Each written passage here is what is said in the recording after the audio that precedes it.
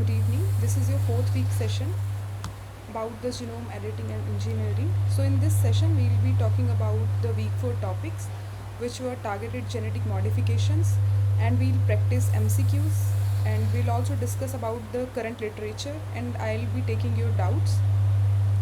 So before moving on to week 4 topics, in week 3 there were some doubts related to serine tyrosine recombinases. So firstly we'll start with the precise definition of these, that what are these recombinases. So if we talk about serine recombinases, then their working mechanism is that first of all they binds as a tetramer to the double-stranded DNA helices. Then there is a cleavage. So they perform double-stranded cleavage for both these DNA strands, and these two strands are the strands between which we will be seeing the recombination. So now these tetrameric complex, they have separated into two separate dimeric complex.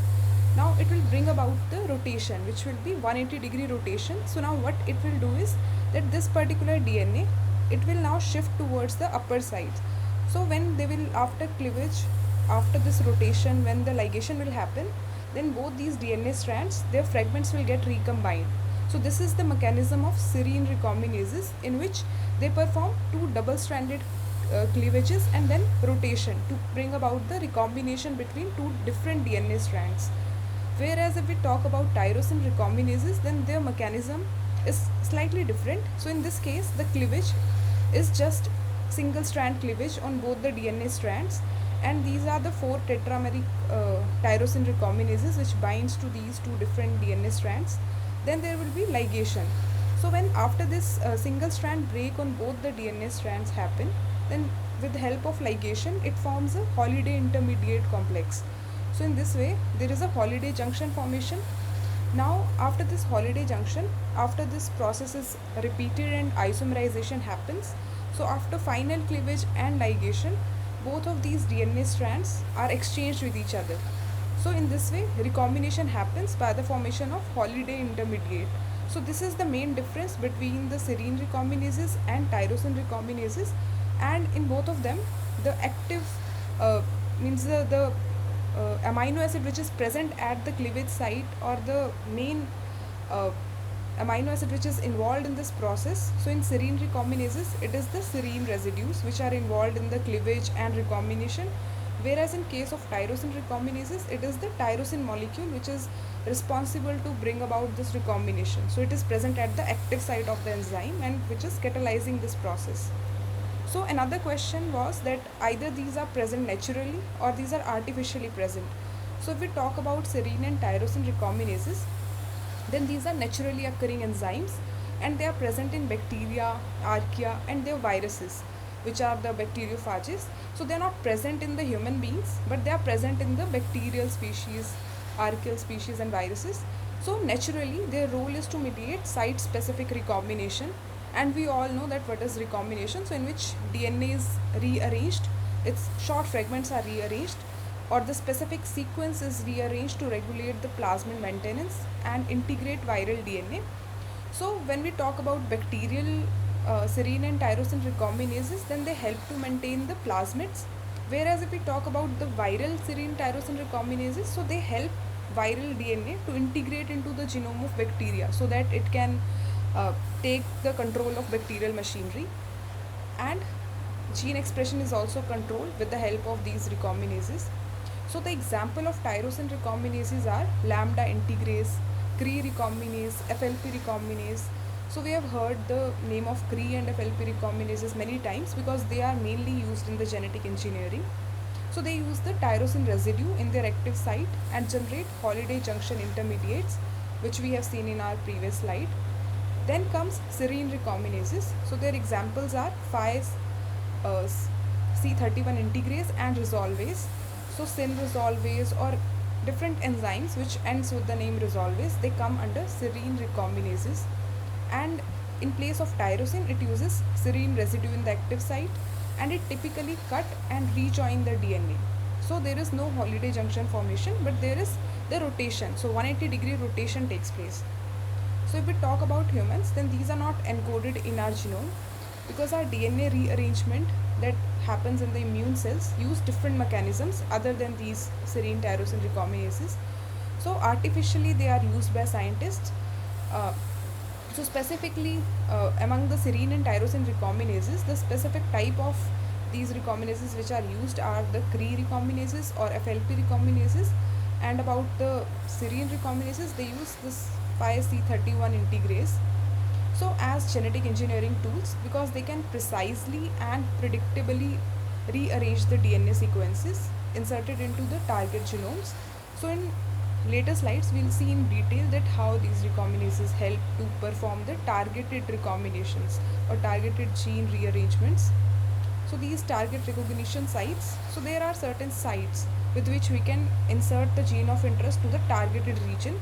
So for the Cre recombinase, the site is LOXP, which is also artificially introduced into the gene construct when we are doing the genome engineering. So to summarize all of this, we can say that these serine and tyrosine recombinases, they are naturally present in microbes and viruses. But if we talk about the higher organisms such as plants, mice, humans, then they are artificially introduced, and the main purpose is to insert the gene of interest or modify some function. So there are some biotechnological purposes for which we use these recombinases.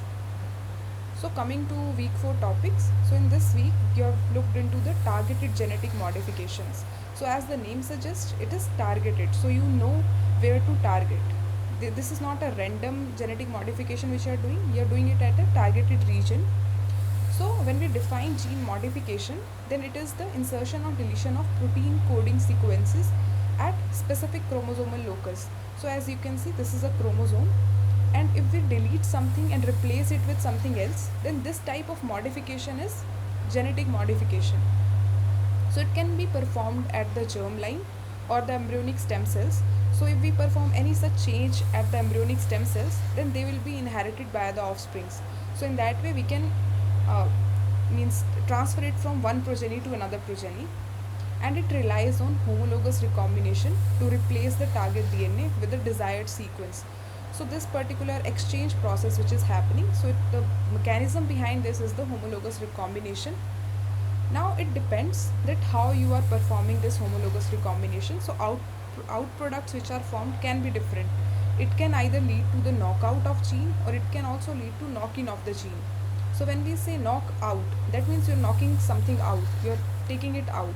So this will disrupt the gene function and it will lead to loss of function mutation. So if you are deleting some element from the gene, then the gene will lose its function. So that process is known as knockout. And when we introduce some new sequence which will lead to the gain of function, that type of modification is known as knockin modification. So as you can see here, so this is the construct, or you can say this is a cassette region in which we have this IRES, which is the internal ribosomal entry site. So this specifies that ribosome can enter and then it can start its translation.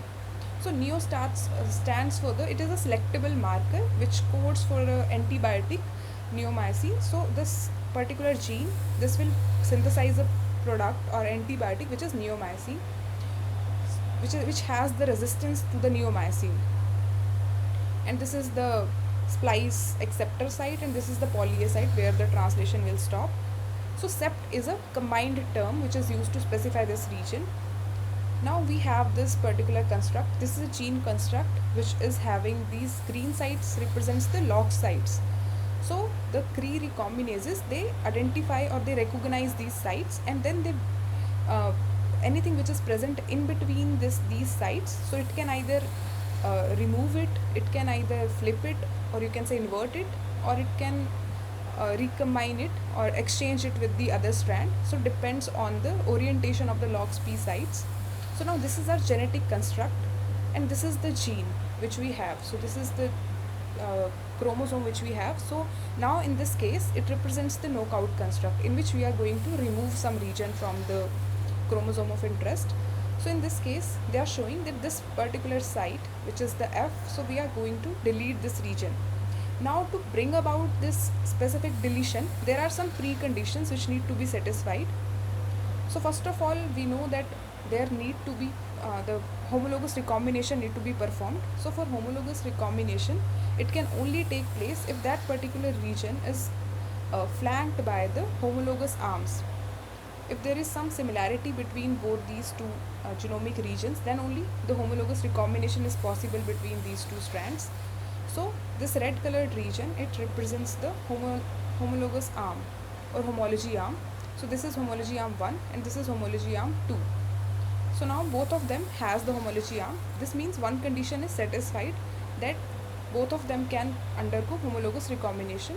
So after homologous recombination, because these are the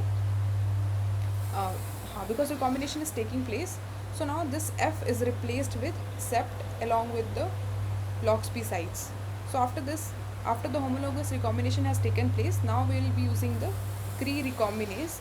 Now Cre recombinase will remove anything which is present between the LOXP sites, because in this case LOXP sites are facing towards the same direction, and it will retain one of the LOXP site. So in this case, this sept cassette or the selectable cassette is removed, and now we are left with the knockout allele. So in this we have lost our F allele which was present earlier. So this is how the knockout construct works. Now if we move to our knockin construct, then in this also the same precondition need to be satisfied for homologous recombination. So in this also we have these two homology arms, and in our genic construct which we artificially constructed, it also has the two identical sequences. Now the homologous recombination will take place, so it will replace anything which is present between these two arms. So now this F star and sept, it will come to my chromosome which I have considered, the targeted genic region. So now this has inserted in between the targeted chromosomal region. Now in this case our aim was to bring knockin. So in knockin we want to replace this F allele with a mutated F allele or a modified F allele which is F star. So now we have replaced it, but now we also want to remove this cassette region which is present in between. So we will use the Cre mediated recombination process, in which the Cre will identify the LOXP sites and it will remove the genic or the cassette which is present in between the LOXP site, and it will retain one of the LOXP site. So ultimately what we have done here is we have removed the already present F allele and replaced it with the F star allele. So this type of construct is known as knock-in construct, where we have inserted something new. So this is kind of substitution which we have done, but still it is known as knock-in because there is gain of function. So some new function is gained. And one more thing which I want you to look into is that, as you can see that this F star region, it is present, it is lying in between the homology arm. That's why after recombination we were able to move it to our already targeted genomic region which we were having already with us. So this is the one thing which you have to focus on, that whenever we are doing the homologous recombination, then it depends that where the region is present. So it should either be present in between the homologous arms or at the homologous arm, so that it can get recombined into the new strand. So then only the replacement can take place. Now we'll look into the historical background of this genetic modification process. So there are three scientists who received Nobel Prize in 2007 for their research towards the genetic modifications. So they were Mario Capecchi, Sir Martin J. Evans, and Oliver Smithies. So Oliver Smithies, he demonstrated that this homologous recombination, it underlies allelic variation in human haptoglobin genes, and he also achieved HR mediated targeted integration into the human beta globin locus, so due to which he has contributed towards the genetic modifications. And then if we talk about Mario R. Capecchi, then he developed the microinjection technique, so which improved the process of DNA delivery, and it is also efficient.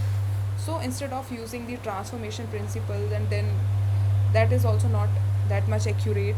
So microinjection is a technique with which we can mechanically or manually insert the DNA of interest into the region where we want to insert it. And he also showed that the homologous recombination can generate ordered concatenamers of DNA in the genome. So these were some of his contributions. Then if we talk about Sir Martin J. Evans, so he is Martin J. Evans, he established methods to culture the embryonal carcinoma cells. So these are the cancer cell lines, so embryonal carcinoma and embryonic stem cells. And then he also enabled genetic modification at the germline level by working with the pluripotent mouse cells. And then there were some other scientists who have also made means their contribution in this field. So one such scientist is Michael Wigler, who introduced the herpes simplex virus thymidine kinase, which is HSV-TK gene, into the mammalian cells, though with the low efficiency. So currently, whenever we select the after the genomic recombination, when we are trying to select that whether the recombination has happened or not, so this HSV-TK is a very important thing which is generally used for the negative selection process. So in this way, these are some of the scientists who have made significant contributions in this field. So I've mentioned their names, but there are many other scientists also who have contributed. So now we'll start with the homologous recombination, that how it is helpful in gene targeting when we are specifically targeting a gene, which could either be the insertion of gene, deletion of gene. So the DNA repair or DNA exchange process, it uses the homologous sequence as a template and exploited in the gene targeting to make the precise genomic changes. So when we were talking about DNA repair process, in that one of the DNA repair mechanism was homologous recombination. So this same process is exploited to bring about the change or the target the genes.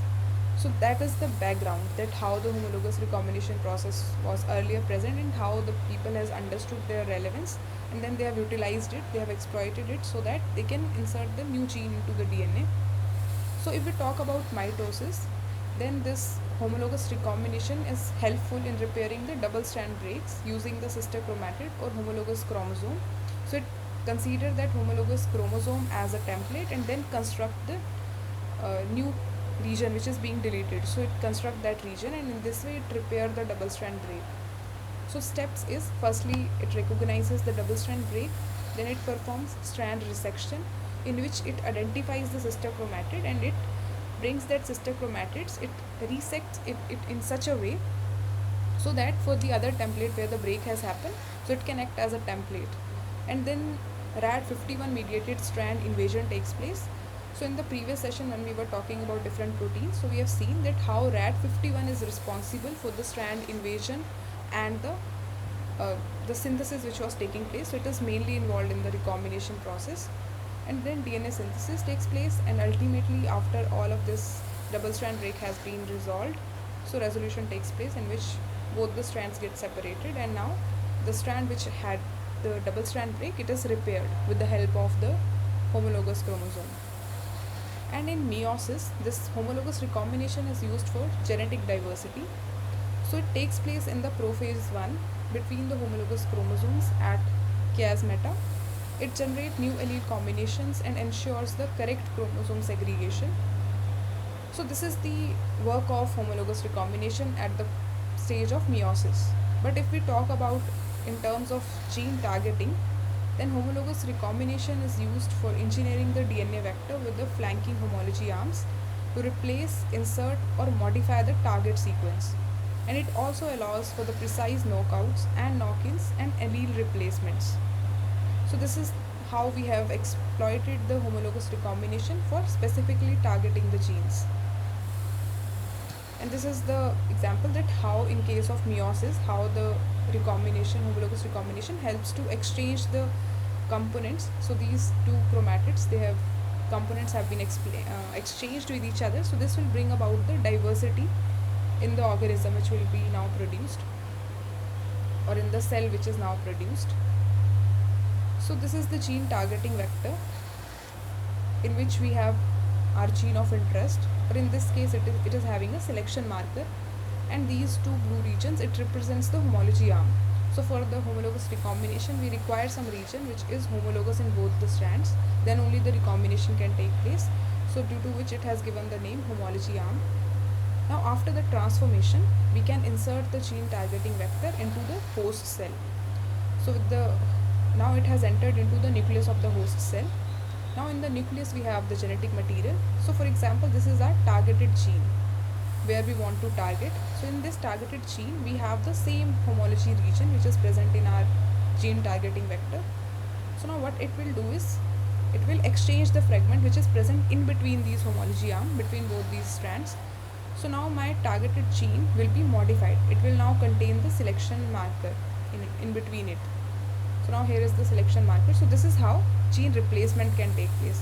So for example, in this region, this particular region which is present in the center of the gene, targeted gene, it is now lost and it is replaced with the selection marker.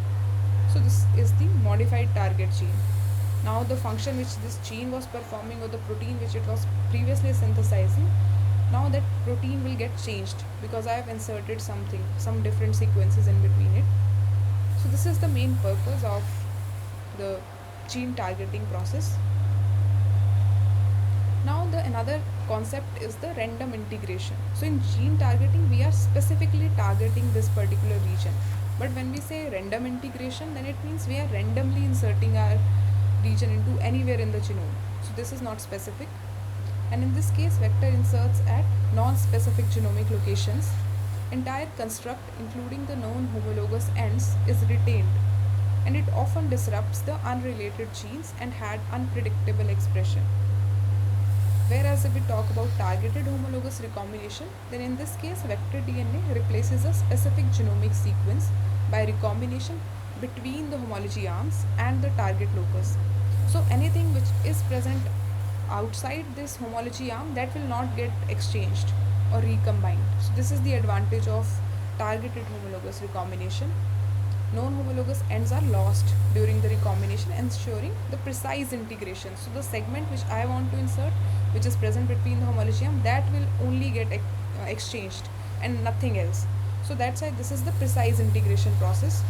So now how can I distinguish that the integration which I have performed, whether it is my targeted homologous recombination or is it random integration? So there are two tests which are being performed. So one is positive selection and another one is negative selection. So let's assume that this is my targeting vector. Now in my targeting vector, I will be having the gene which I want to exchange or which I want to add. It depends that what kind of construct I am doing. Either it is knock-in or it is knockout. And then I must have some selectable marker with which I can distinguish that whether this gene of interest has been exchanged with the target region or not. So this is my gene, for example, and this neo-R is the neomycin resistance gene, which will synthesize a protein which will be resistant to my neomycin antibiotic. Now this targeting vector, it has the homologous regions. So these two homologous regions, they will be homologous to my target gene. So this is my target gene and these are the homologous regions which are present. Now this is my neomycin resistant gene which is present. So as the homologous regions are present, so now it can undergo homologous recombination. So as I mentioned that in the case of targeted homologous recombination, it will only exchange the region which is present in between these homology arms. So now you can see that only this neo-R thing is exchanged and nothing else. So this TK is not inserted into my targeted gene. Whereas if we talk about random integration, so this is the random gene in which I am inserting my neo-R construct. So in this case, random integration, it do not require the homology or any other concept. So now if I will do random insertion, then it will also insert neo-R and this homology arm, and along with this it will also insert the TK, which we have seen previously, that it is the thymidine kinase gene. So it will also get inserted. So this can be excluded by performing the negative selection process. So in negative selection, it will eliminate the cells which have the random integration of HSV TK that retains unwanted sequences. So this is how we can distinguish that whether the constructs which we have now designed, whether they are the targeted homologous recombination constructs or the random integration. So we do not want this TK to get inserted into the gene because it can react with the other proteins and it generate the toxic compounds which will ultimately lead to the death of the cell. So we don't want that. So due to which we need to remove it. And another thing is that our aim is to insert the gene of interest and not the other components. So that's why we do not want that anything else get inserted into my targeted gene. So that's why our interest is gene targeting and not random integration. Now these are the strategies that how we perform the gene targeting in the mice. So first of all, if we want to perform it, we need some cells into which we will be inserting the gene of interest. So for that reason, we select the embryonic stem cells. So this represents the mouse blastocyst, from which we will be taking the cells from the inner cell mass. So these are the embryonic stem cells. And why embryonic stem cells? Because they are the main cells which give rise to, which develop the embryo, which have the ability to synthesize almost all the cells of the body. So these are the stem cells. Now we will use the targeting vector, which will be introduced by the electroporation process. So as we discussed about transfection, and then we talked about the transformation, microinjection. So these are some techniques with which we can insert the vector into the host. So similarly, electroporation is one such method with which we can insert this particular genetic element, targeting vector, into our host. So in this case, our host is the embryonic stem cells, and its name is electroporation because in this case electric currents are used. Pore is created in the host cell, and from those pores the targeted vector can get entered inside the host cell. So now we will rear these cells. In culture medium, these cells are reared. Now we need to perform the positive negative selection, so that in the end we only have those cells which have undergone the targeted homologous recombination and not in random insertions. So positive and negative selection is performed. So it depends that in this case what is my selectable marker. So in that way, for example, if it is neo-R gene which is resistant to neomycin, so I can grow my cells in the medium in which I will be having neomycin. So only those cells will grow which have the gene which is resistant to it, and other cells will die off. So in that way I can select the positive colonies, or you can say the cells which have undergone transformation. So this is my first step in which I have targeted the gene into the embryonic stem cells. Now next step is to generate the gene targeted mice. Now from these cells mice need to be generated. So now same step has been performed. Now these cells will be implanted into the foster mothers, which will then give rise to give birth to the chimeric mice. So these are the chimeric mice because I have modified the gene with the help of targeting vector. So now these mice will be chimeric. Now we will mate the chimeric mouse with the normal mouse, and now this will generate two different breeds. So one will be my gene targeted mice and another breed will be my normal mice. So this is how the gene targeting strategy is used in case of mice. Then there are two systems which are mainly used to bring about this process of recombination. So because here we have seen an overview of this, but inside the embryonic stem cell there is some mechanism taking place with which this targeted gene, for example we have the targeted gene in embryonic cell, with which this targeting vector is able to replace that genetic element and changing the function. So that process is, it can either use the Cre-recombinase system, in which we use the Cre-recombinases, which comes under the category of tyrosine recombinase, and this is obtained from the bacteriophage P1. So this name is also important, that from where this tyrosine recombinases are extracted. So these Cre-recombinases are obtained from the bacteriophage P1, and these recognizes the LOXP sites. So now what are LOXP sites? So they are generally 34 base pair long sites, or the sequences which is composed of 34 base pairs, in which we have 13 base pair repeats on both the sides, and in between it we have the 8 base pair asymmetric core which is present in between, and these 13 base pair sites, so both of the sites they are palindromic in region, palindromic in nature. That means from both the sides, if we read them, then they are same. So in the later slides I'll show you the sequence, that how they are palindromic and how they actually looks like. So now the function of Cre-recombinase is to either excise, invert or translocate the genetic element based on the LOXP orientation, that in which direction the LOXP sites are directing towards. And we have already seen the mechanism, that how the tyrosine recombinases work.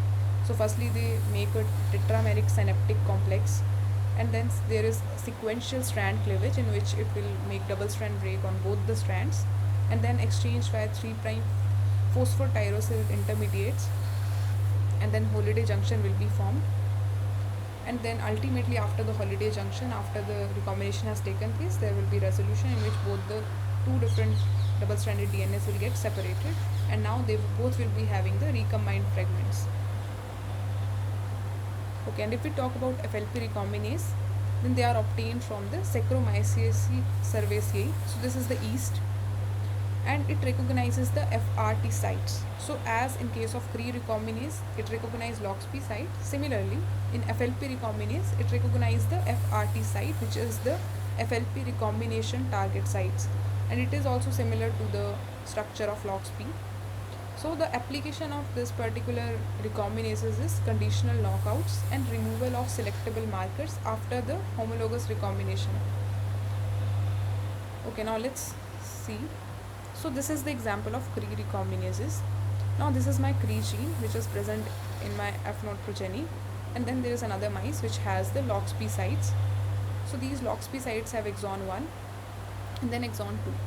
So now I can only play with exon 1 because this is present between the LOXP sites. So in case of Cre recombinase, anything which is present in between two LOXP sites, I can either insert it, delete it, or twist it, translocate it. So in the F1 progeny, similarly we have the Cre gene which is giving rise to Cre recombinases protein, and these are the LOXP sites. So whenever I will cross between them, so now Cre gene will get inserted into the mice. So now this new mice which is in the F1 progeny, it will have both these genes, Cre genes as well as this particular chromosomal segment. So now these LOXP sites, Cre recombinase will identify LOXP sites and they will remove the exon 1. So if both the LOXP sites are facing in the same direction, so exon 1 is deleted, and now we are only left with exon 2 and one of the LOXP site.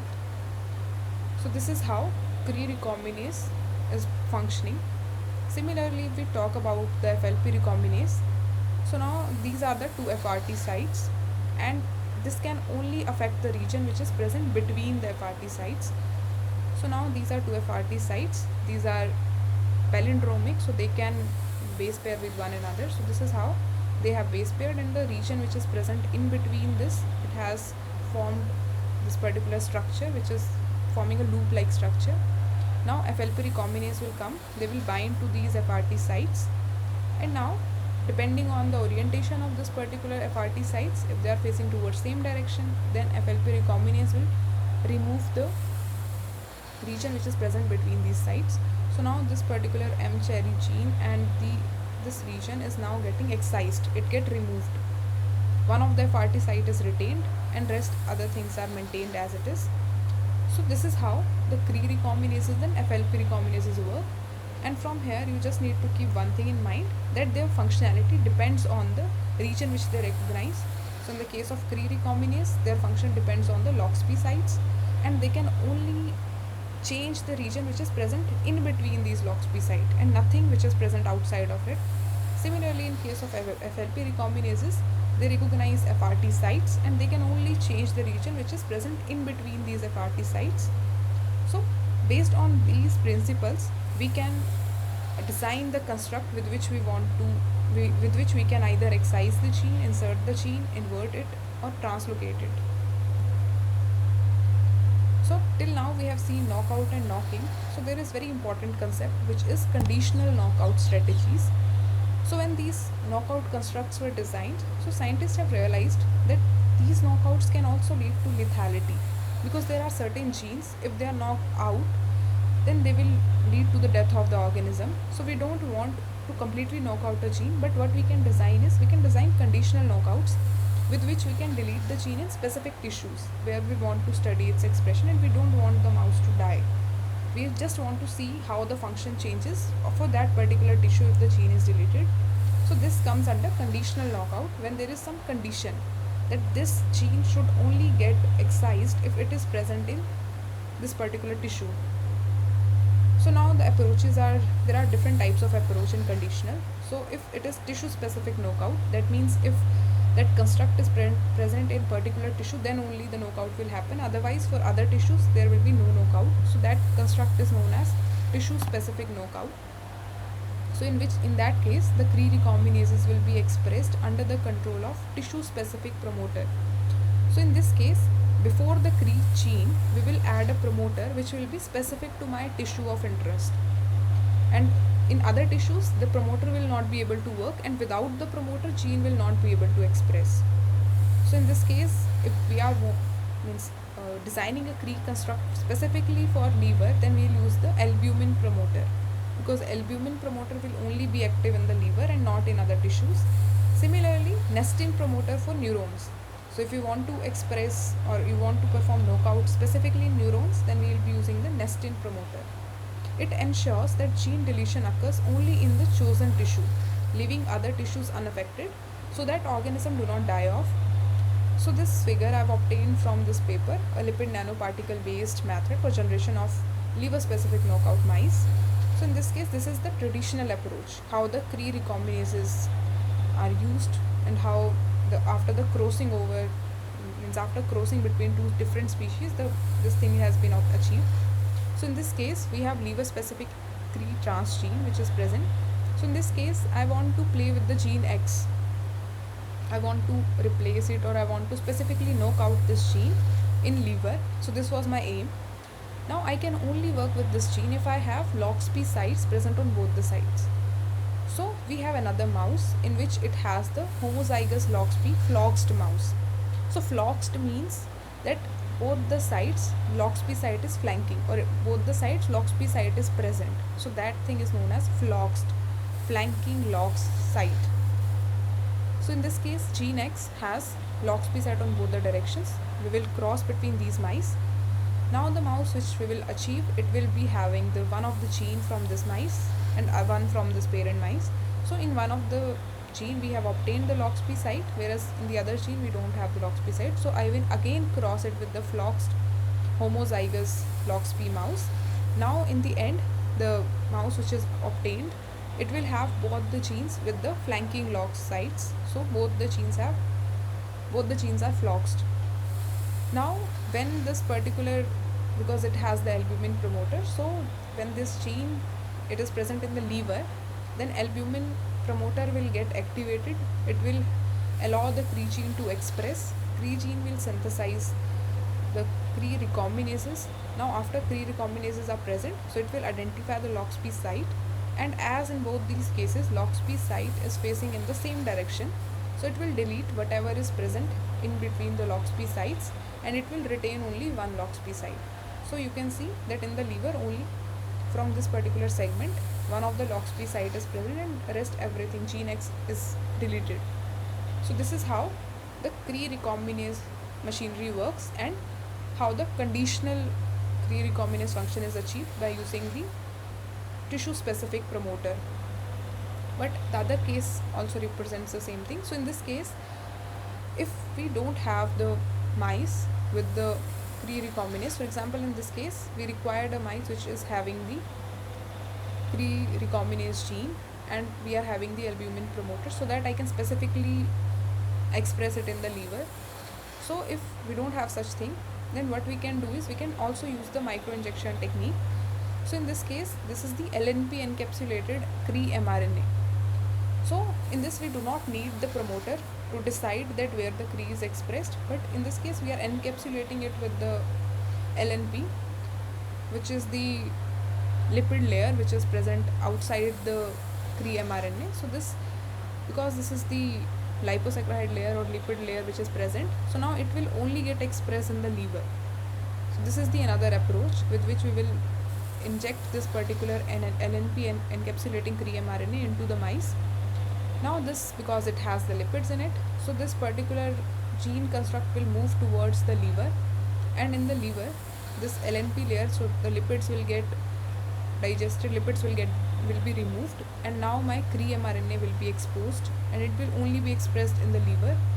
And ultimately the Cre recombinases, because this mRNA will form the protein which will be my Cre recombinase, and it will remove the region which is present in between the LOXP sites. So similarly in this case also, the gene X will be excised from the genic element, and one of the LOXP site is conserved. So this is the another approach which is now used. So this is based on the lipid nanoparticle based method. So instead of going through all these steps, we can also use this method to avoid the promoters or this synthesis of the Cre gene with the promoter. This is the direct method. Now next knockout approach is the inducible knockout. So before we have seen tissue specific knockout, now it is inducible knockout, which enables the temporal control of gene deletion by activating Cre only when required. So it depends that whenever it is required, we will only allow the Cre genes to express, otherwise we'll stop it. So it is not tissue specific, but it is time specific. We are controlling at the time when it should be expressed, and there are different ways with which we can generate this construct. So one such way is tamoxifen inducible Cre-ER. So what happens here is that the Cre recombinase, it is fused to a modified estrogen receptor, which is my ER estrogen receptor, that binds tamoxifen but not endogenous estrogens. So whenever the Cre is bound to estrogen, it is now not able to enter here, but as soon as so without tamoxifen, Cre-ER is bound to the heat shock proteins in the cytoplasm and remains inactive. So because it is bound to the estrogen receptors and they have further bound to the heat shock protein 90, so now it is not allowed to enter into the nucleus. So it will remain in the cytoplasm and it is inactive, because we know that the genetic element is present inside the nucleus, it's not in the cytoplasm. So we need to move the Cre recombinases into the nucleus. So but when it is bound to ER, which is the estrogen receptors, then it is not able to enter the nucleus. So without tamoxifen, there is no entry which is taking place. So with the help of tamoxifen, what happens is that the tamoxifen, it binds to ER. So it can only bind to the estrogen receptors, which are the modified estrogen receptors, which are not endogenous estrogens. So whenever we are designing this construct, so only these ERs, which are the modified estrogen receptors, only to them tamoxifen can bind. So that's why it will be having the selective expression. It will not bind to the other endogenously present estrogen receptors. So it will specifically bind to this modified estrogen receptor. As soon as the tamoxifen binds to this receptor, now heat shock proteins will get separated, and now this will allow my Cre recombinase to enter the nucleus.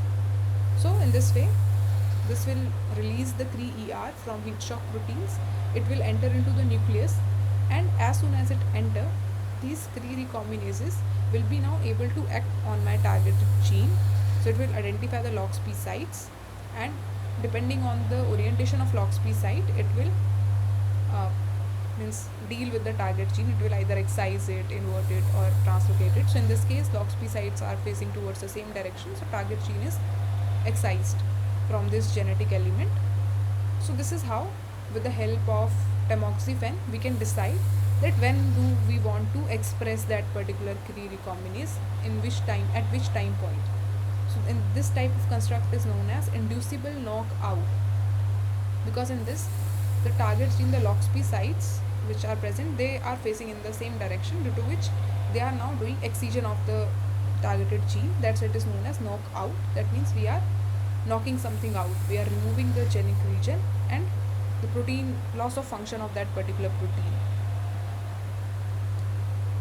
Okay, so the advantage is that it allows the precise temporal control of recombination, and when paired with the tissue specific promoters, it enables both the spatial and temporal gene regulation. So for example, if I also add some promoter which is specific to particular tissue, then I can also govern that in which tissue it should express and at what time point. So that is what is the advantage of inducible knockout. Now another such method with which we can obtain inducible knockout is the tetracycline inducible knockout. So in this case, this is the TET off condition and this is the TET on condition. So TET on means reverse transactivator, that is RTTA.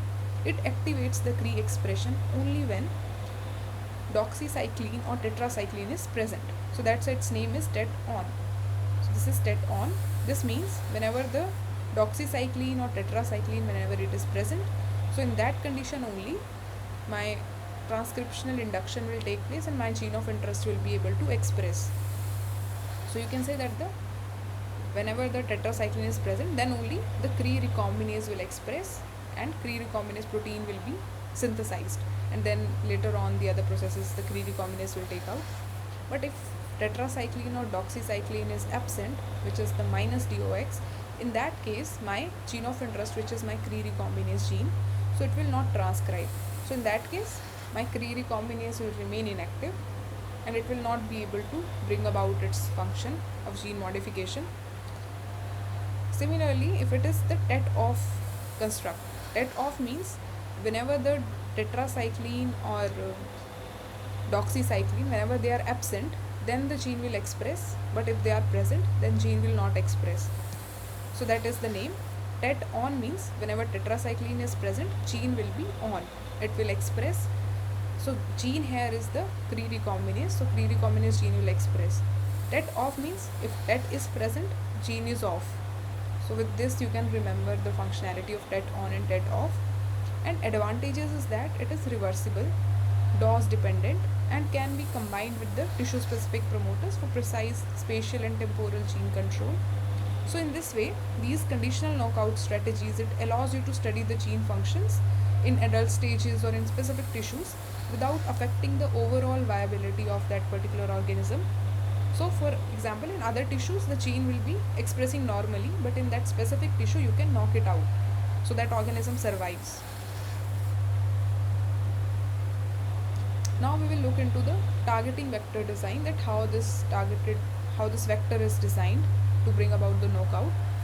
So do you have any doubt till now?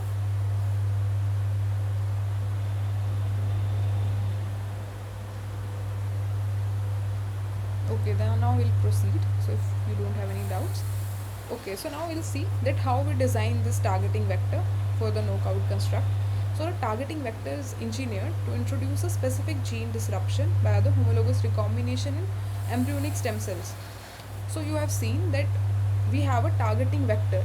Targeting vector is artificially constructed and we use it to bring about the change in the region or the gene of interest where we want to bring about the change. So this targeting vector is artificially generated.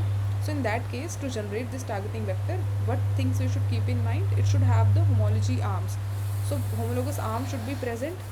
In between it should have some selectable marker gene with which we can distinguish that whether our recombination has taken place properly or not. So for example, in this case we are having the NeoR, which is the neomycin resistant gene, which will synthesize a protein which will be resistant to my neomycin. So it is the positive selection gene, because if I want to see recombination has taken place or not, so what I will do is I will grow that particular cell in the medium in which I have the neomycin antibiotic. So only those cells will survive which have undergone the recombination. So that's why it is important. Similarly, we also need the negative selection gene. So this is a smaller construct, but it can be large and we only want the specific region to get exchanged. So that's why we use the negative selection gene, and this gene is placed next to the homology arm. So this makes sure that whether the recombination which has taken place, whether it is the targeted recombination or it is random integration, because if it is targeted recombination, so in that case homology arms, so anything which is present in between these homology arms, that only get exchanged and nothing else. So if it is targeted homologous recombination, then it will only replace the this positive selection gene and not this negative selection gene. So negative selection gene can only get incorporated into our chromosome if it is random integration. So that's why we keep it, so that we can distinguish that whether recombination has taken place properly or it has randomly inserted anywhere in the chromosome. Okay, so if we talk about in detail about the homology arms, so they are the DNA sequences which are identical to the target locus. So this is our target locus which is in the chromosome. So these homology arms, they are identical, exactly identical to this region. That's why the homologous recombination can take place between them. So there is one short arm and another is the long arm. Short arm is 1 to 2 kb, whereas long arm is 4 to 6 kb. And it facilitates the precise recombination between the vector and the genomic DNA. So this vector, so in this case the targeting vector has the GFP gene, which is green fluorescent protein. We have NeoR, and we also do this thing that we insert LOXP sites between this positive selection gene. And the reason why, because after the selection process has been done, after we have made sure that the recombination has taken place, so next step is that we want to remove the selectable marker. So for that reason, we either insert FRT site or the LOXP site, so that we can use the recombinases and we can excise this region.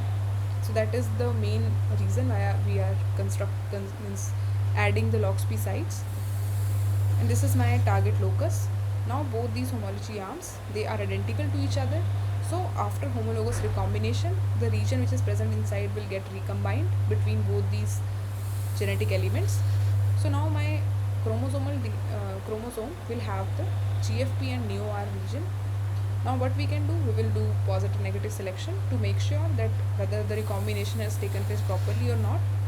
So after we have checked that yes, this has recombined properly, so now next step is to remove the selectable marker with which for which we will use the recombinase.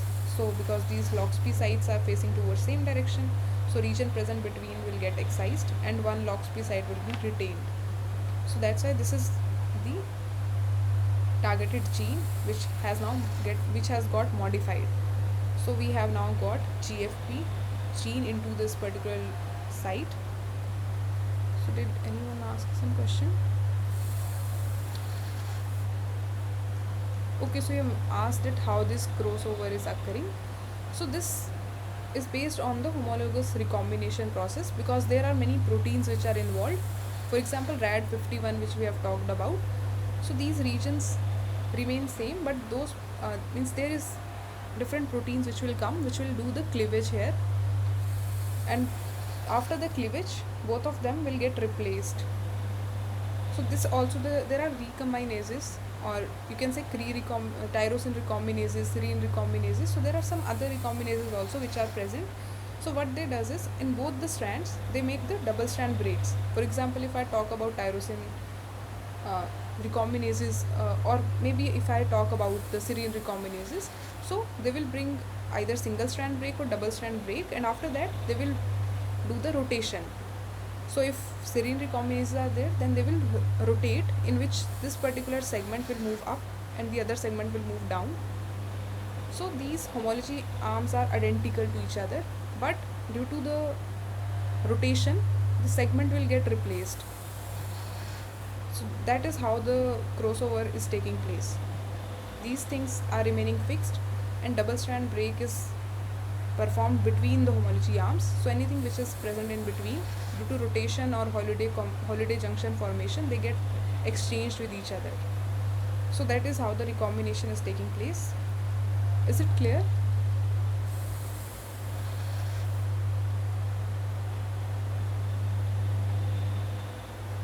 Okay, so you are asking that whether excision occurs or not. So in this case, this is simply the crossing over which is taking place. So in this case, there is no excision. So in this case, the locks, we are not talking about that kind of excision. So as we discussed, okay, so let me go into the detail to the mechanism. So as we discussed, when we were talking about the tyrosine or serine recombinases, let's take example of recombinase, which is the tyrosine recombinase. So as in this case, it recognizes LOXP sites. So now means it's not shown here, but I'm just giving you example. So for example, if I want to perform recombination between these two genetic elements, which is targeting vector and the chromosome, so what I will do is, I will place the LOXP sites in between the region where I want to do the modification or recombination. So I will place two LOXP sites, one here and other here. Now to bring about translocation, because in this case translocation is taking place, that means genetic elements are translocated from one genetic element to another genetic element. So I will place two LOXP sites, and their orientation should be in such a way that the recombinase can do translocation. So they should not face towards each side, so they will be facing in opposite directions, and then only the translocation will take place. So this is how the translocation is taking place with the help of these recombinases. Yeah, so in this case it is not shown, but this is the background mechanism which is operating. And then for the second round, we are using the recombinases for the knockout of my selectable marker. So in this case, we have placed both the LOXP sites in the same direction. So this is how this crossing over or translocation is taking place. But if we talk about the human body, then we have some other enzymes which is responsible for these recombination processes. So we do not use the recombinases for this recombination process. We use it in the later steps where we want to specifically knock out a gene. So is it clear? Okay, thank you. So now we'll talk about the targeting vector design similarly. So we'll talk about two different types of vectors. Now one is replacement vector, whereas another one is insertion vector. So this is the replacement vector. It contains two homology arms, which we have seen in the previous examples, replacing the targeted genomic sequence with a marker. So whatever we have seen till now is the replacement vector, where we are having two homology arms. We have a selectable marker in between. So whenever we have the chromosomal gene or the chromosomal locus where we want to add the gene of interest into that. So in this case, the replacement vector's role is that it will see both the homology arm, it will replace the region present in between the homology arm into my chromosomal locus. So this is the work of replacement vector. Then another vector is insertion vector. So it contains only one homology arm, inserting the marker into the target locus, often creating a partial duplication at the integration site. So what it is doing now, it is only having one homology arm, other arm is missing, which was the shorter arm.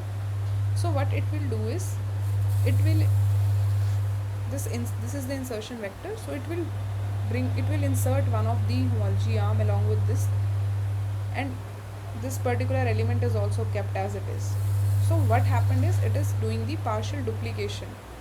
So in this case, the rotation and the translocation was taking place, but in this case there is no translocation, there is simply insertion. So this is known as insertion vector, where instead of doing translocation, it is inserting itself into the chromosomal locus.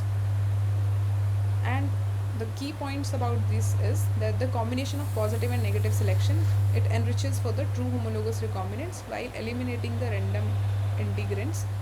So we have seen that what is the advantage of using the TK.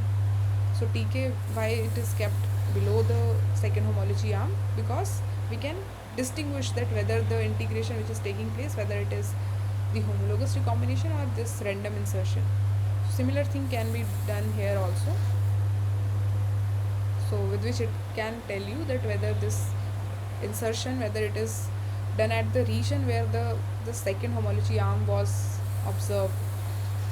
If not so, then it means it is randomly integrated anywhere in the genomic region. Now there is another concept which you discussed in week 4, which was the subtle mutation introduction strategies. So subtle mutation means if you are inserting some smaller insertions, smaller deletions or point mutations. So point mutation means just a one nucleotide is changing. So that are known as point mutations, which can be introduced into a target gene to study the effect of precise nucleotide changes. If you are studying a gene and you want to know that what is the function of this particular nucleotide for this functionality of this gene. So what you can do is, for that particular site, you can change the nucleotide at that region. So with which you will be able to study that what is the influence of that change. So these modifications are more refined than the complete knockouts and are commonly used for functional studies, disease modeling and protein engineering. Because we have seen different diseases such as sickle cell anemia, so how they arise? They arise only single mutations, point mutations, due to which those point mutations are mainly the missense mutations, which changes the amino acid, and due to change in that single amino acid, the entire protein functionality changes.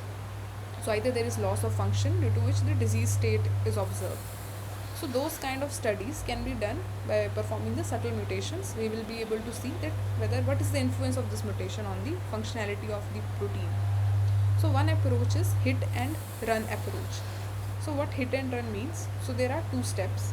Hit means an insertion type vector integrates at the target locus by homologous recombination, introducing the desired mutation along with the selectable marker, which is the NEO-R and HSV-TK, which is for the negative selection.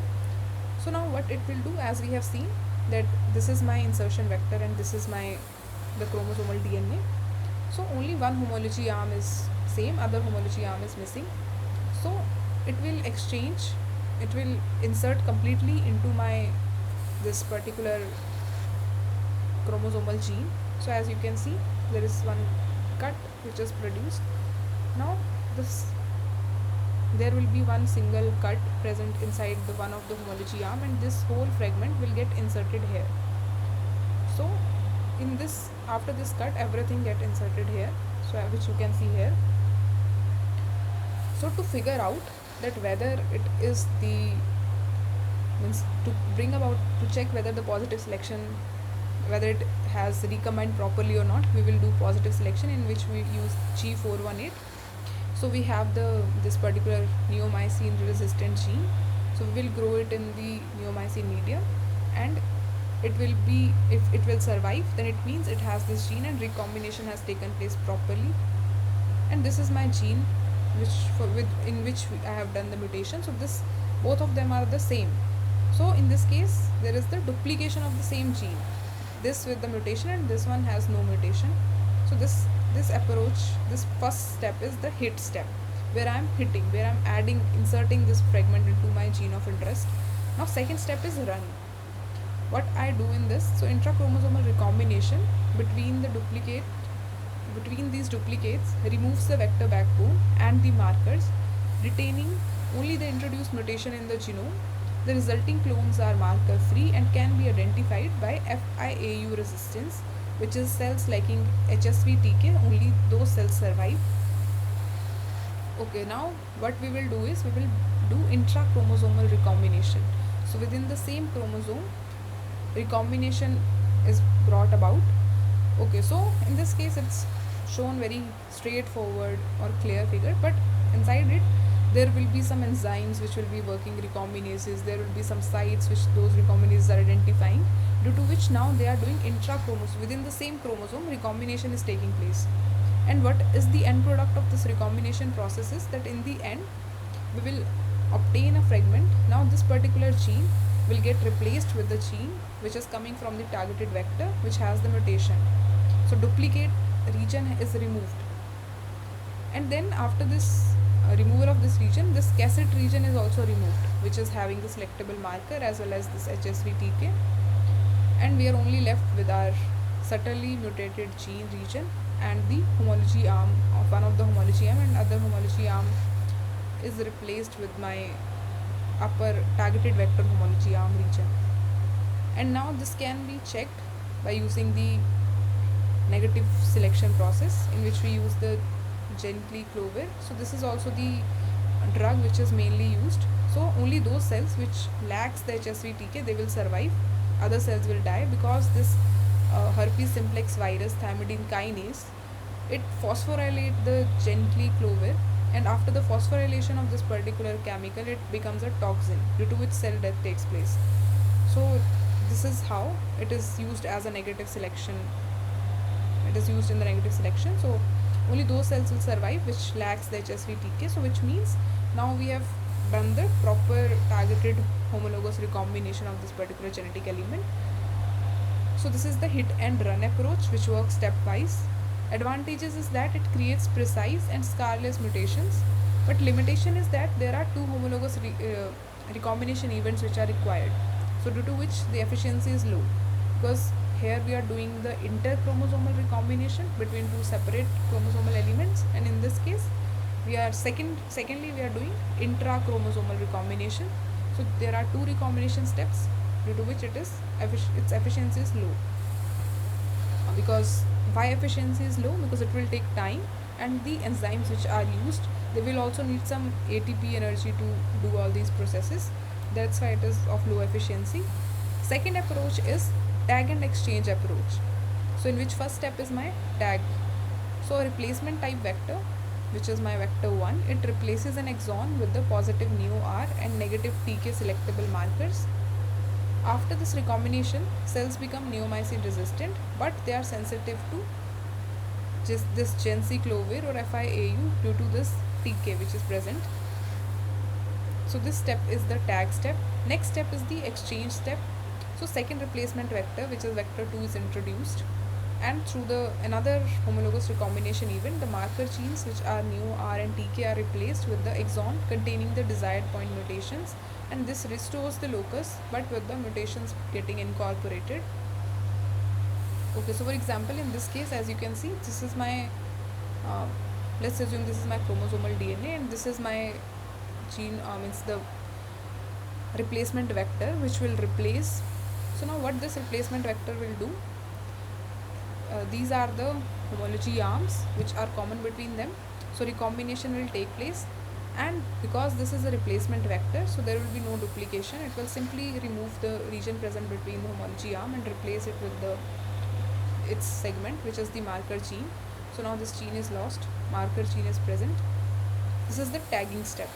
Now in the exchange step, we have this gene of interest, we have the donor plasmid. Now here also the second round of recombination will take place, in which now this gene of interest will get added here. It will replace the marker. So this is the side directed recombination. Now the genome is swapped with the another gene. So instead of using that gene here, we are doing it at the level of exchange. So another way how it could have been done is that along with this marker, we would have placed this particular gene with the modification or the gene of interest, and then also the same thing could be achieved by using the recombinases and removing this marker. But that will be my another approach. So here they have used tag and exchange approach. So tag and exchange means in the tagging step, you change that gene with the tag, that means you replace it with the marker, and after the marker is kept, so you exchange that marker for the gene of interest. So this gene will be having the certain mutations. So genes will be same, but this GOI means gene with the that particular mutation. So that's why it is referred to as gene of interest. Okay, so this is the tag and exchange process, and advantage is that it is efficient two-step process for introducing the subtle mutations, and its applications are, it is common for generating disease-related point mutations in mice. Okay, but the side means the problems are also the same, because in this case also we require 2 rounds of homologous recombination, so it will be less efficient. Now third way how we can introduce the subtle mutation is recombinase based approach. So in this case, a replacement vector introduces the mutation into the target exon. It includes selection markers flanked by LOXP sites, and also contains a suicide gene, which is DTA toxin fragment, retained in the cells with random non-homologous recombination integration, and DTA expression kills such cells, which enriches for the correct recombinants. And in the step 2, these Cre recombinases is expressed in the embryonic stem cells. Cre excises the floxed markers, leaving behind only the desired mutations and a single LOXP site in the genome, and final clones are marker free and mutation specific. So this is the LOXP site. So so when I was telling you that these are the palindromic sequences, so what I mean with that was that if you read it from 5' towards 3', similarly from here also 5' to 3', this sequence is identical. So this is ATAAC, this is also ATAAC. That means from both the directions, if you read something, it is same or it is identical, so that is known as palindrome. So these two repeats, these are the palindromic repeats, and then there is 8 base pair spacer, so these are 13 base pair repeats. This is how LOXP site looks like. Yeah, so now what we do here is that we have the neo as well as TK. This is the vector 1, this is the replacement vector. We have homology arms, and we replace the genomic locus with our gene of interest as well as neo, and TK is the negative selection marker, and neo, which is neomycin resistant gene, which is the positive selection marker. So this particular genomic locus will exchange, because in this case we are using pre-recombinase, so that's why these LOXP sites are very important. And after the round of homologous recombination, now my neo and TK has, means this particular genomic locus now have my vectors, gene of interest as well as neo and TK region inserted into it. Recombination has taken place. In the second step, we will use the Cre-Lox recombination, we will use the recombinases, and in this step we want this particular neo and TK cassette to get removed. So Cre-recombinase will recognize these two LOXP sites, they are facing towards same direction, so it will excise the neomycin resistant gene as well as thymidine kinase gene, and we are only left with one of the loxP site. But the advantage is that we have now this uh, gene with the subtle mutation which is now present, and this 3 is coming from here. So this is my targeted locus 2. So what I was talking earlier for this particular step, that instead of doing it in 2 steps, doing tagging and then exchanging, we can do it in 1 step also. So what they have done here, that instead of using the tag and then exchanging, we are now having the tag also and the gene with the mutation also. So in the single round of homologous recombination, now we have got this mutation inserted into our gene of interest. So the exon 2, or means these 1, 2, 3 represents the exon which are present in the gene. So this exon 2 is now replaced with this particular region, and 1 and 3 are the same. So 1 and 3 shows the identical region, or you can also call them as the homologous arm, and the region which is present in between is replaced. So it has neo, TK, and the region with the mutation. So this will most likely be the 2 or the second exonic position which is having the mutation. Okay, so in the one step of homologous recombination only, we are able to exchange the segment. And now the next step was just to remove the selectable marker, because after we have done the selection process, that whether recombination is right or not, so the selectable marker is now removed using the Cre-Lox recombination. So advantage is that it is very clean method and it minimizes the disruption of neighboring genes. Then limitation is that it requires the recombinase system, because we need to remove this selectable marker, so due to which we require the recombinase system so that this recombination or the excision can be achieved. So that is only one such limitation. But yeah, this will be quick method as compared to the previous 2 approaches, which were hit and run and tag and exchange approaches. Okay, now we'll move to the drawbacks of the incomplete knockout. So even after the targeted disruption, some knockouts may not completely abolish the gene expression, leading to leaky mutants. So what are the reasons? What are the conditions when you will see the incomplete knockouts? So one such reason is that alternative or cryptic promoters. So undisrupted promoters may still drive partial expression of the gene. Second reason is alternative splicing. So exons may be spliced around the inserted marker, producing the functional transcripts. Third reason is read-through transcription, which means the drug resistance gene may allow the transcription to continue into the targeted locus, generating the mutant mRNAs with partial coding sequences. And fourth cause is the promoter interference. So the strong promoter of neo-R selection marker can unintentionally activate or suppress the downstream genes. So these are some of the reasons in which, although you are doing the knockout, but still it is incomplete knockout. It is not completely knockout. So due to which some protein is still getting synthesized or some gene is still getting expressed, and these are the reasons that although you are removing that particular promoter which is responsible for the activity of for the expression of that gene, but still the promoter which is used for the neo-R, that can also help the gene to express.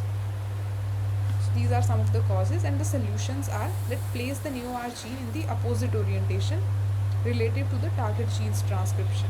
So if its orientation is different, that means its promoter will be also in opposite direction. So in that case, it cannot help the target gene to express. So this can lead to complete knockout. This minimizes the interference with the neighboring genes and prevent unintended expression from the marker's promoter. So this is one of the solutions. Whereas some other reasons were like alternative splicing, so you cannot help with that, because alternative splicing can ultimately remove those exons. So I hope you are aware about the concept of alternative splicing. So splicing means when you remove the introns and join back the exons. But in case of alternative splicing, they say that exons are not joined in the order. You might skip certain exons which are present in between. So you are recombining exons in different combinations. So this alternative splicing can interfere with your knockouts and it can still make the functional proteins. And then the promoters, so cryptic promoters can also still, means even if you disturb those promoters, but still it can drive the partial expression of the gene. Okay, so these are some of the drawbacks. Now, how to design the knockout construct? So although we have seen, but we will just quickly go through it again. So first of all, we require the DNA sequence. So we retrieve the DNA sequence, and from where we can get the DNA sequence. So there are many databases from where you can obtain the DNA sequence, or from the studies you can achieve it. So this gene sequence will include all the exons, introns, and the flanking region, which will be 50 kb upstream and downstream. So this will flank our gene of interest, and this ensures the accurate targeting and helps check that recombination will not disrupt the neighboring or overlapping genes, due to which we require this flanking regions. Second step is primer design for the homology arms. So we design the PCR primers so that we can amplify the 5' and 3' homology arms, and the optimum features are that these primers should be 23 to 30 base pair in length, and their melting temperature should be between 60 to 68 degrees centigrade. GC content should be between 40 to 60%. So keep these points in mind because they might come in the MCQs during exam. So the length should be 23 to 30 base pair for these primers. Their melting temperature should be between 60 to 68 degrees centigrade, and GC content should be 40 to 60%. Proper design ensures high amplification efficiency and minimizes the off-target binding. Then the next step is genomic DNA isolation, in which you isolate the genomic DNA from the same strain as the embryonic stem cells, and commonly the strain which is used is 129 by SV. Using DNA from different strain can reduce the recombination efficiency due to sequence mismatches. Then the next step is to assemble the arms with the selection markers. So now you will ligate the short 1 to 2 kb and the long 4 to 6 kb. So when we were talking about the homology arms, so there are two different sizes arms. One is short arm, other is long arm. So the short arm is between 1 to 2 kb and long arm is between 4 to 6 kb. So what we do is we add the selection markers, because we discussed that if the selection markers are present, then we can distinguish that whether the recombination is targeted recombination or it is random integration. So we need to insert the selection marker in between the long and short arm. So this arrangement directs the homologous recombination precisely at the targeted locus. Now the orientation. So insert the neo-R in the opposite orientation, because we have discussed the drawback that the promoter of neo-R can also, even after doing the knockout, that promoter can also help the gene to do the leaky expression. So we will insert the neo-R in the opposite orientation relative to the target gene's transcription. This prevents the promoter driven interference with the expression of nearby genes and reduce the risk of incomplete knockout. Now we will use the vectors. So we will use the plasmid vector backbones such as plasmid PNT or plasmid KO scrambler. So these are some of the names of plasmids which already contain both the neo-R, which is used for the positive selection, and HSV-TK, which is used for the negative selection. And restriction enzyme sites in these vectors facilitate the cloning of homology arm. So when we were talking about the replacement and insertion vectors, so these are the vectors in which we insert our gene of interest. So in the above steps, we have talked about how we design that gene of, how we add the gene of interest, and then how we need to add the homology arms, where should we keep the selectable marker. So now we are now in the vector we are inserting that particular element which is the gene of interest. So in this they are telling you that the vector, it is already containing the neo-R and HSV-TK, so we do not need to insert the selection marker. We can simply add the gene of interest into this vector, and then it should have the restriction enzyme sites. That means that is a prerequisite.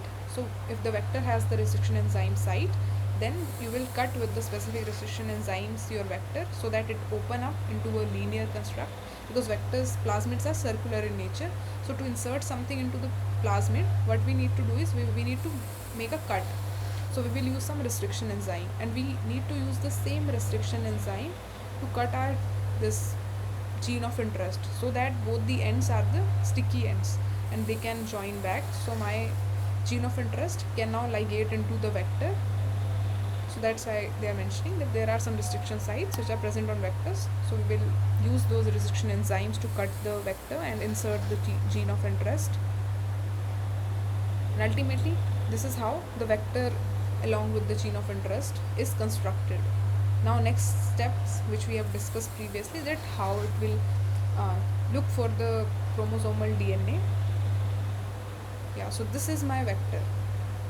So this is my vector which is containing the gene with the mutation, selectable marker, everything. And now this is how it will uh, do the recombination with the genomic locus, and it will exchange the fragments. It will replace the this particular element with the mutated region. So this is how it works. So in this slide we discussed about how to design that particular vector. Okay, now knock in construct design. So previously we talked about knock out. This is about knock in. So basic similarity to knockout construct is that it is designed with the same principle, using 5' to 3' homology arms to guide the homologous recombination at the target locus, but inclusion of cDNA. So unlike knockout vectors, a knock-in construct also carries a cDNA copy of the gene or gene fragment to be inserted.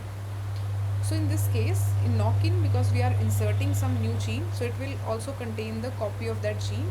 This allows the addition of new sequences such as functional genes, reporter genes or human gene segments into the mouse genome.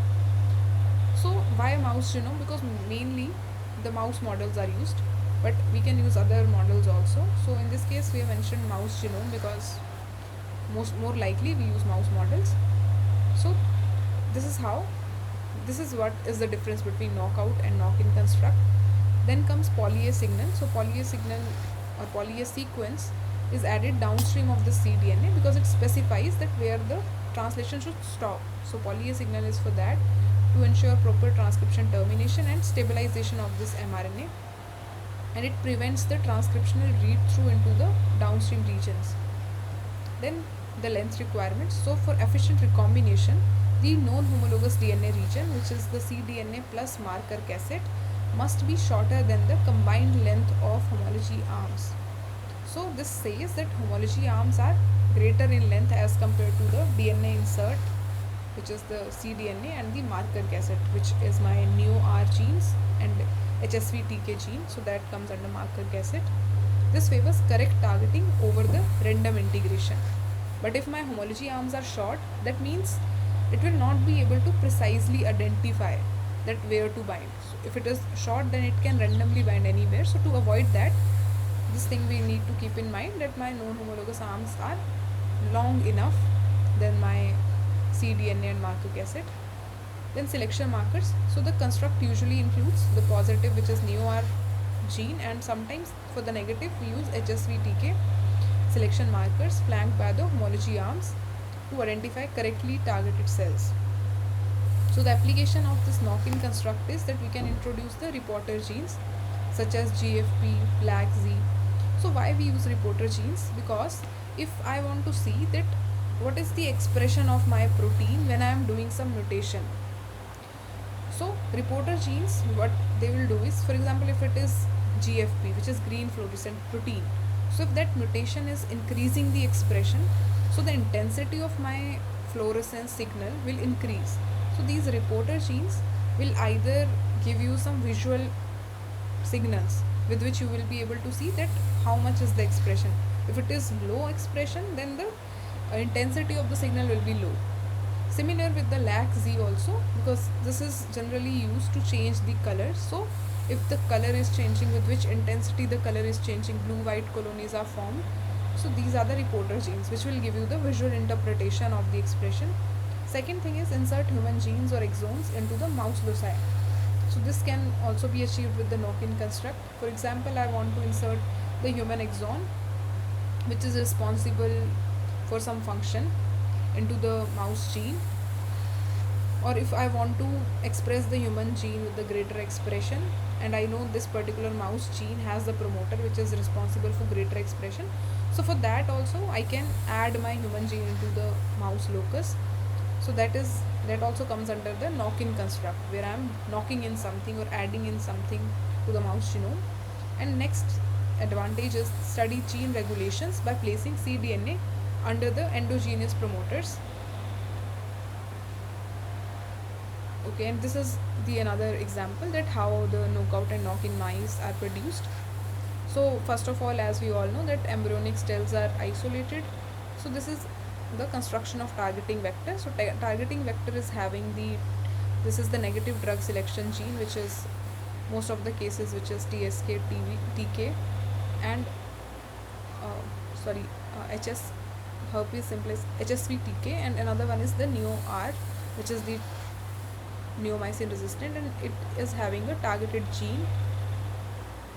Now we will transfect the target vector into the mouse embryonic cells by using electroporation. So this is one approach with which we can add the targeting vector into the embryonic stem cells. After the embryonic stem cells have been incorporated with my targeting vector, the next step is to perform the selection, that whether the recombination has taken place properly or not.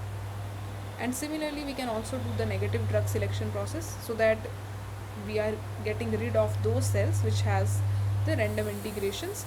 So ultimately we will get the positively selected cells which have undergone proper recombination, and we will confirm the correct homologous recombination by PCR and Southern blots.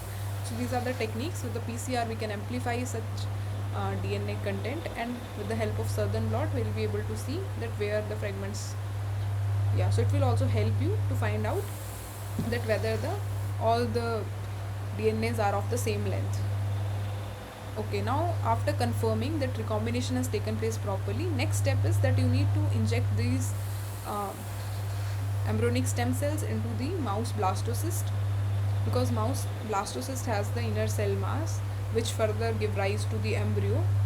So now we will insert into the foster mother's womb surgical transfer of this embryo into the pseudo-pregnant mouse. Now this pseudo-pregnant mouse will now give birth to the progeny. So this progeny will be now chimeric progeny. Why chimeric? Because I have inserted this gene of interest into the embryonic stem cells.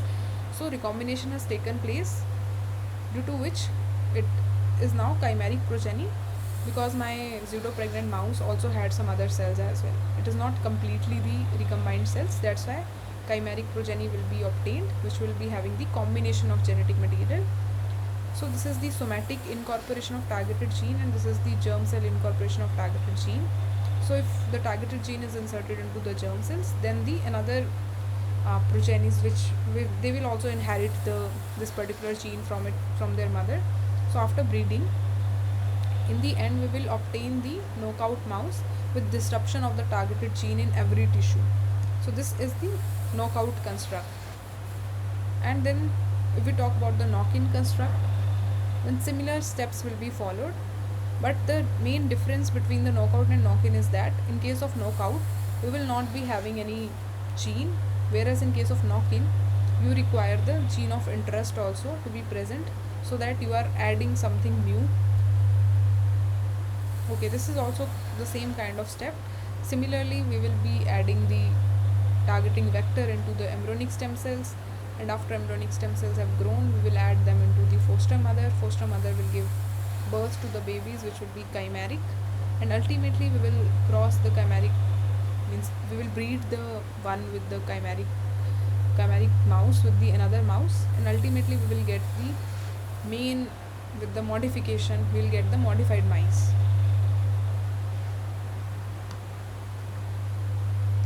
And then we also talked about the humanized knockin mice, in which we were saying that we can also insert the exons or the genes from the human into the mice locus. Okay, so this is the targeting vector, and this is the CD14 gene loci. So the CD14 gene loci is at the mouse CD14 locus, the human CD89 gene was inserted. Okay, so in this approach, the mouse orthologous gene or exon is replaced by the human sequence. So orthologous gene means the gene which human also have and mouse also have, and they have taken this gene from the primitive ancestor. That means the gene is same. So it has, okay, so both the genes are not different, they are the same, they have same ancestral gene from where they have evolved, and they have entered into mouse and human lineage. So the human gene is expressed under the mouse regulatory elements, maintaining the natural expression levels and tissue specificity. Okay, so now this is my CD14 gene loci, which is having these two exons, and green, I think it shows the exon non coding region. This blue region shows the coding region, and this is the FRT, neo FRT. So FRT is generally used for the FLP recombinase. So FRT are the site which are recognized by FLP recombinase. And this is my CD89 poly A. So this is my mouse loci, and this is my targeting vector. So in targeting vector we have the human gene, which is CD89, which is present in human. So in human also we have exon 2, and this is the poly A signal for this particular exon. So this is the 2A, which is, I guess, the modification with respect to the mouse gene. So what happens in case of orthologous genes, although they have same ancestor, but because of evolution there are some sequences which have undergone change. So this is what is shown here, that in case of mouse there is nothing present in between this after exon 2, whereas in case of human we have this particular region which is present in between the exon after the exon 2. Because these are ortholog genes, that means they have nearly same function, so the promoters which are present in mouse and human, they will be same. So mouse promoters will also be able to express this gene.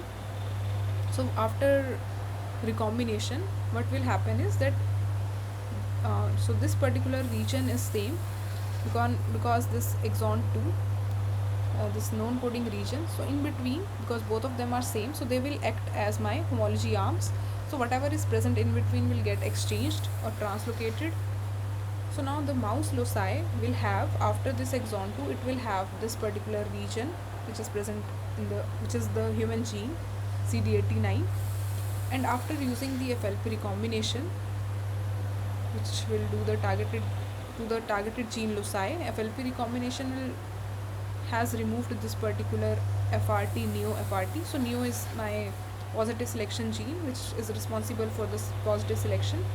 So there are two FRT sites, due to which the FLP recombinase has removed the site and kept only one of the FRT site. Now next step is the Cre recombination. So Flox gene loci neo is removed, which is already removed by FLP, and after the Cre recombination it will also remove wherever the lock site is present. So it will remove the fragment which is present between the lock sites. So in this case I cannot see where the lock site was present, but yeah, it is showing here there is some lock site. So maybe some other component of the figure which I have not included, that might have the LOXP site.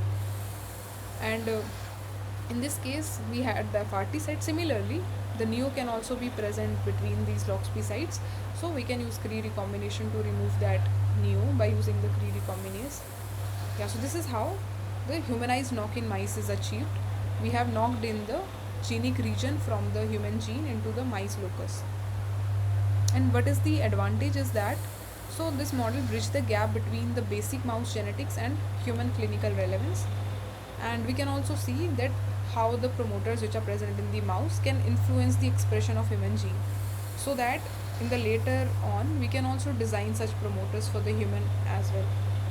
So the genes which are less expressed in human and greatly expressed in mouse, so we can study that what are the differences between those two genes. Are their promoters are varying, or some internal regions are varying? So those studies can be done, and we can design these constructs so that we can design the gene therapy methods with which we can also treat different diseases. Okay, now we'll move to the MCQ. So this was all about the session. So okay, now let's start with the questions. So question number 1 is, which of the following functions does the Cre recombinase exhibit? Okay, so you have asked some question sometime back, I have just seen. So opposite orientation means, okay, now LOXP site. So when I was telling you about the LOXP site, I have shown, let me go back there. Okay, here. So LOXP site, so orientation will mean that this is yeah, in this case these are palindromic. So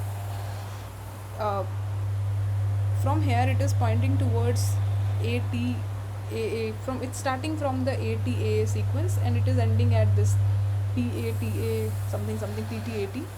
So what we mean with the orientation is that one is facing toward this direction, but the other will be opposite of it. Means that will not start with ATAA. That will start with from here. That is TATTG. So that is the directionality, from which direction it is beginning. So in this case, this is moving from 5 prime to 3 prime. This is from here to here, and but this one is, this is showing the direction, that in which direction they are. So this is what the orientation means, that in which direction the sequence is written. So if the sequence is written in the opposite direction, that means the orientation is opposite to each other. Yeah, so with orientation we simply means that how the sequence is, what is the sequence. If it is read from TATACG, then it is one orientation. If it is read as TATTGA, then it is the opposite orientation. Okay, so is it clear that what we mean by orientation?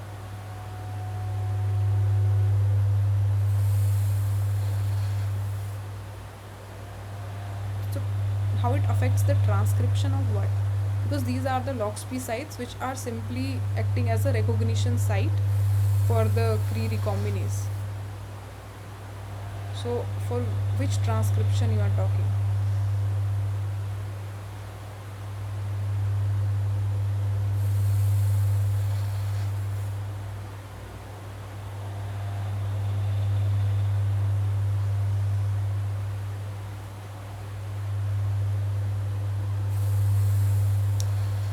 Are you asking about the transcription from LOXP perspective or some other perspective? Because I'm not able to get this question.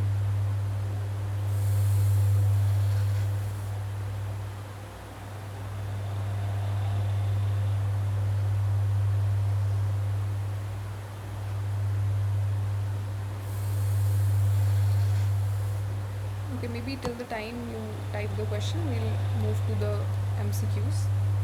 Sorry. Okay, so you've asked, in one of the slide we see opposite orientation changes the transcription process. So opposite orientation of LOXP site.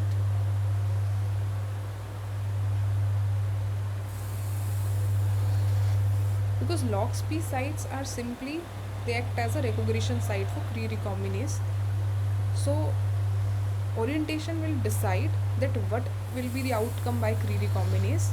So that thing is changed in with the orientation, that whether the region will be excised or translocated or inverted. So that is the main function of the LOXP site orientation, but it has nothing to do with the transcription.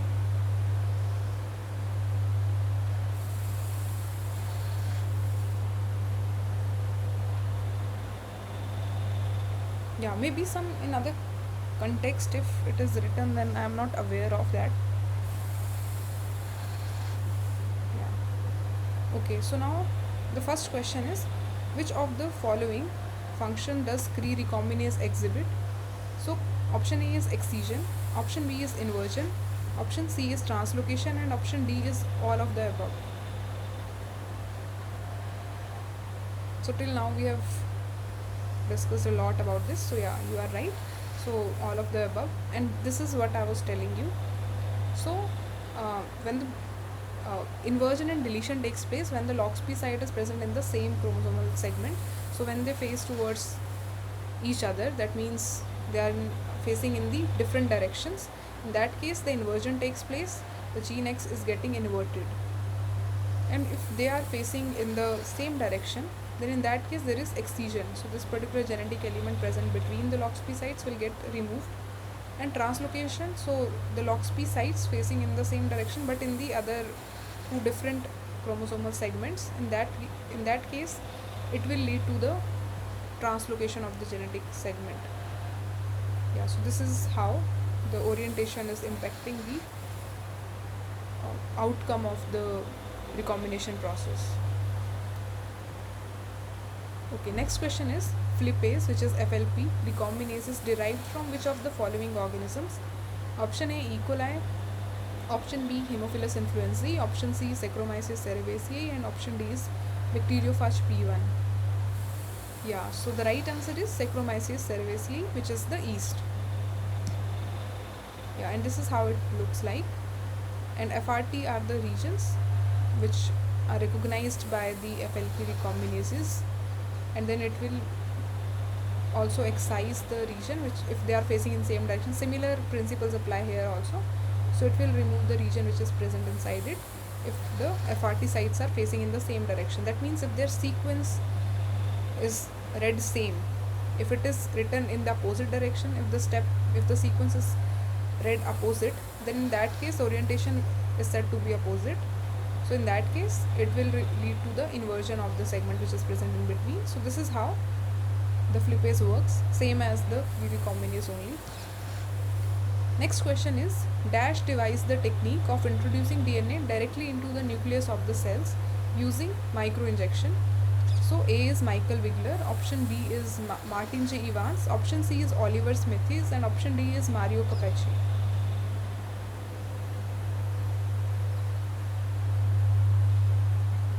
Okay, so yeah, so you all have mentioned option D, which is Mario Capecchi, and this is right.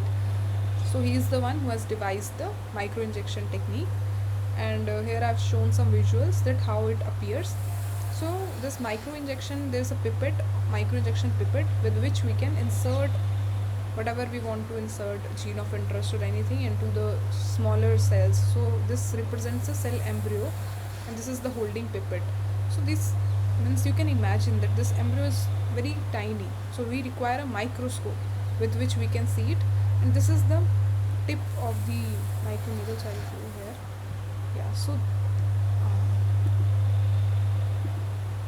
okay, so this is the slide in which the embryonic cells are present, and this is the microinjection, and this is the needle or the tip of the microinjection, and this shows that how we are inserting the either the vector DNA or anything which is getting inserted into this smaller embryo, this blastocyst. So we require microscope. So this particular technique is devised by Mario Capecchi, who has designed the technique, and this is how we can precisely administer the DNA of interest or anything into the smaller cells or nucleus or anything.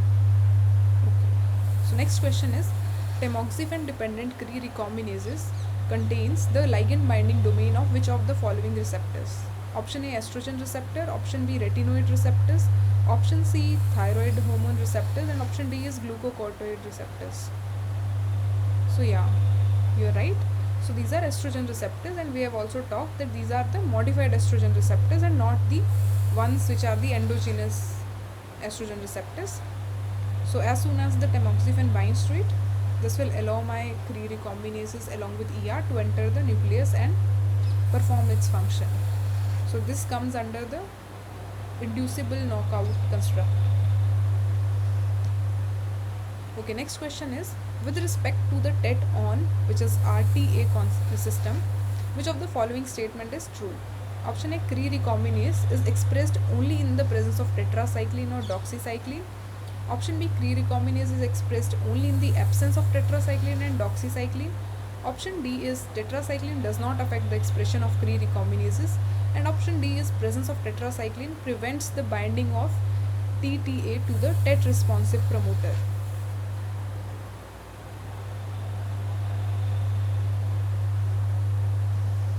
Yeah, so the right answer is option A, because we have already discussed that whenever it is written as TET on, that means it is on and TET is present. So Cre recombinase is expressed only in the presence of tetracycline and doxycycline, and these both are the same.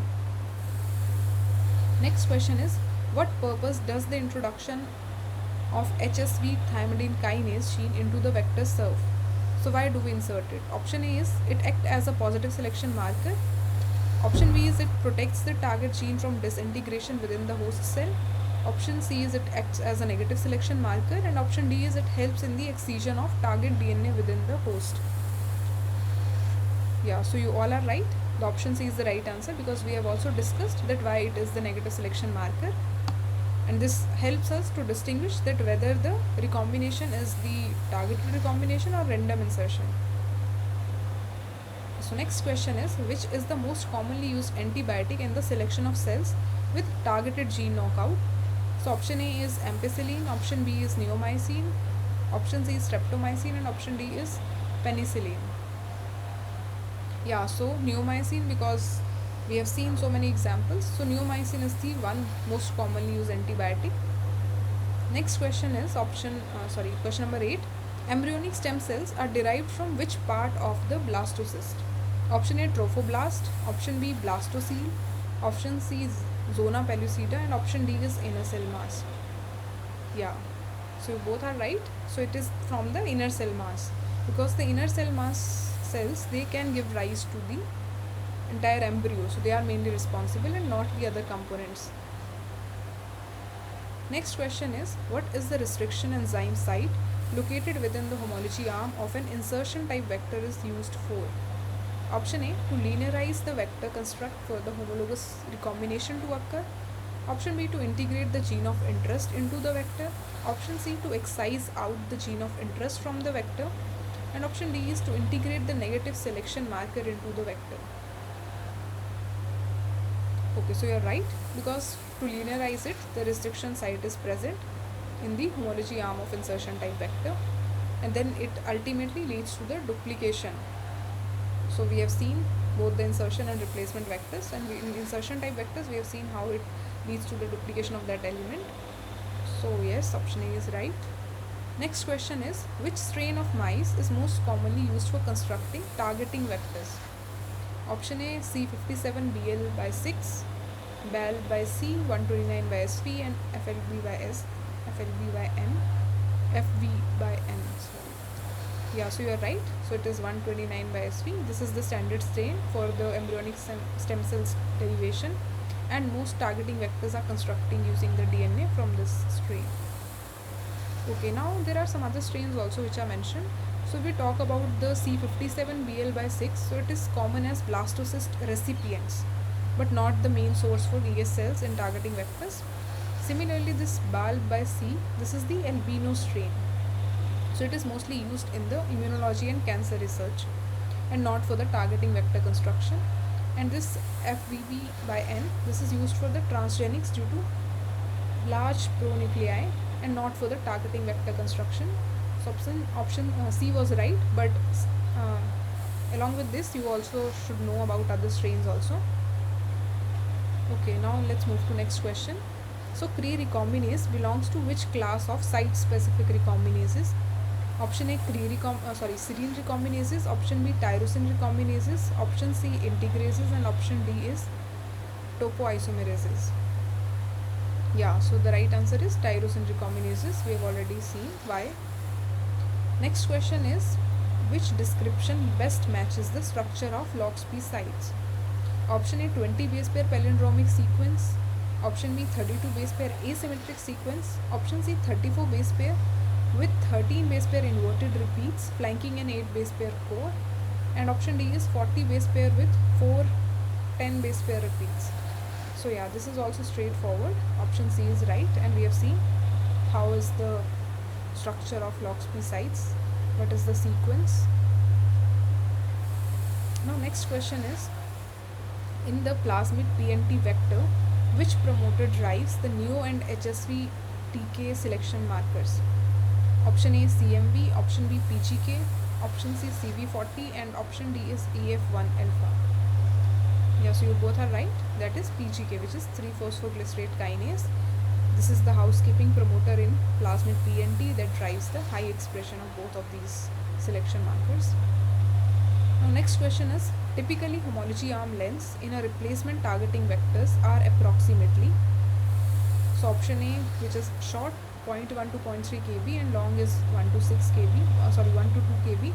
Option B, short, which is 1 to 2 kb, long with 4 to 6 kb. Option C, short 6 to 14 kb and long 2 kb. Option D is short 8 to 110 kb and long 1 to 2 kb. Yeah, so this is also we have discussed. So it ranges from 1 to 2 kb and long is 4 to 6 kb. And here I have also shown. So there's a paper in which they have talked that these homology arms, they are correlated with the transfection efficiency. So with increase in the length of homology arm, the efficiency of transfection also increases, but still means in this case it shows a positive correlation, which is zero point 0.9, which is very good. But other studies have also mentioned that there is some point after that, if you increase the length of homology arms, then the transfection efficiency will get constant. But yeah, there is a correlation that as you increase the length, so the transfection efficiency also increases. Yeah, this is the right answer. So now next question is, increasing the length of long homology arm from 8 base pair up to 8 kb, which is kilo base pair, up to 110 kilo base pair typically. Option A dramatically increases the targeting frequency. Option B slightly decrease the targeting frequency. Option C has no enhancement on homologous recombination frequency, and option D is abolishes homologous recombination. Okay, so now they are saying increasing it from 8 kb to 110 kb, which is very long. It's more than 10 times. 15, approximately 10 to 15 times they have increased the length. So the answer is option C, because it will not dramatically increase the targeting frequency, because beyond certain length longer arms is not improving the recombination. But yeah, to some extent it will increase, so we are not ignoring the fact that it can increase the targeting frequency.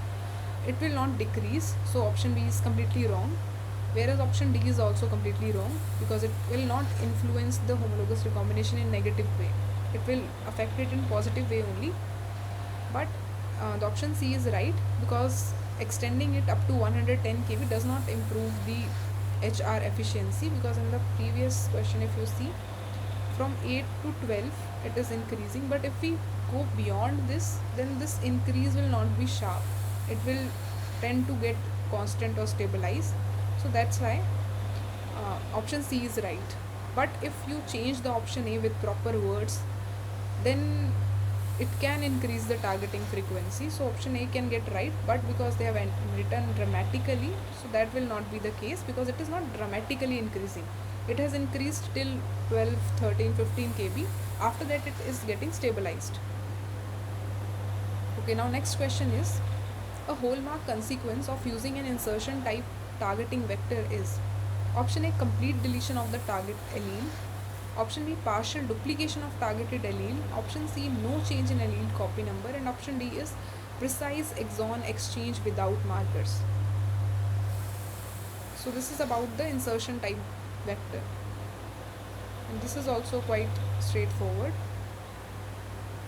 Yeah, you're right. So because it leads to partial duplication, which we have seen. Next question is, cells that retain HSV-TK after random integration are selectively killed by treatment with option A G418, option B puromycin, option C genciclovir, and option D is blasticidine. I think this also we have discussed. Yeah, option C is the right, because why? Because this HSV-TK, it phosphorylates this genciclovir, which is the toxic nucleotide, and it blocks the DNA synthesis and kills the random integrants. And one more thing which I want to add is that this genciclovir, this is a nucleotide analog, so it looks like our purine pyrimidines.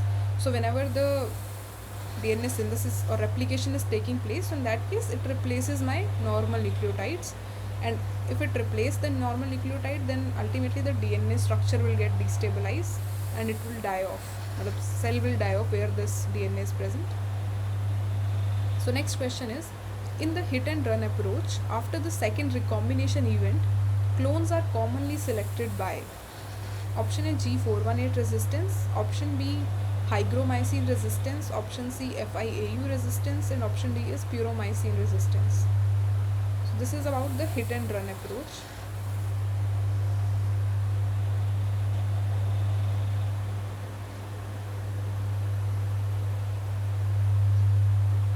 Okay, so option C is right, which is FIAU resistance, because the cells which lack this HSV-TK after the second recombination, they survive this treatment, which shows that this is the correctly recombined clone.